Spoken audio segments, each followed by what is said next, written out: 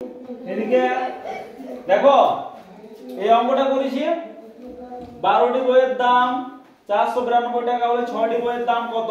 এই অঙ্কটা দেখিয়ে দিয়েছি। 12টি এসব অঙ্ক করতে গেলে প্রথমে কি করতে হবে? একটা বইয়ের দাম বের করতে হবে। কটা বইয়ের দাম বের করতে হবে? একটা। তারপর অঙ্কটা ঠিক হবে, তারপর 6টা বইয়ের দাম বের হবে। এটা ঐকিক নিয়মে হবে, সেটা এখন শেখানোর দরকার নাই। মানে একটা থেকে চেষ্টা করো, একটা বইয়ের দাম বের করলে 6টা বইয়ের দাম বেরিয়ে যাবে।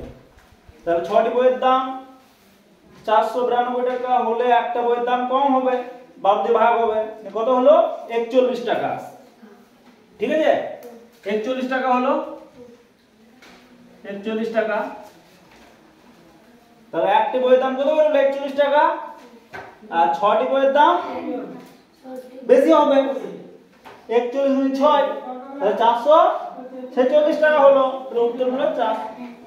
উত্তর কত হলো?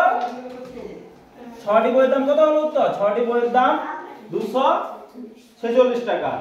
এবার এই অঙ্কটাকে আরো শর্টকাটে করার চেষ্টা করব। এবার দেখো কিভাবে আরো শর্টকাটে করানো যায়, চিন্তা করো কি করে করা যায়। এক লাইনে হয়ে যাবে। দেখো 12টি বইয়ের দাম কত? কত আছে? বইয়ের দাম 492 টাকা। 6টি বইয়ের দাম কত? দাম এটা বের করতে বলেছে। তাহলে 12 আর 6 কত ভাগ?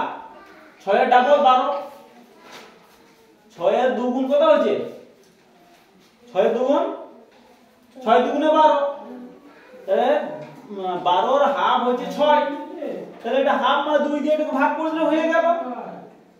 এই 12টি বইয়ের দাম যদি 492 টাকা হয়, তাহলে 6টি বই মানে অর্ধেক হবে। 12 অর্ধেক 6 নয়? তাহলে 12টি বইয়ের দাম যদি 12টি, তাহলে 6টি বইয়ের দাম কি হবে? 6টি বইয়ের দাম দাম অর্ধেক হবে। এর অর্ধেক কত? অর্ধেক মানে কত দিয়ে ভাগ হয়? 2 দিয়ে। অর্ধেক মানে 2 দিয়ে ভাগ। এক লাইনে অঙ্কটা হয়ে যাবে। তার 2 দিয়ে ভাগ করে দে এটাকে।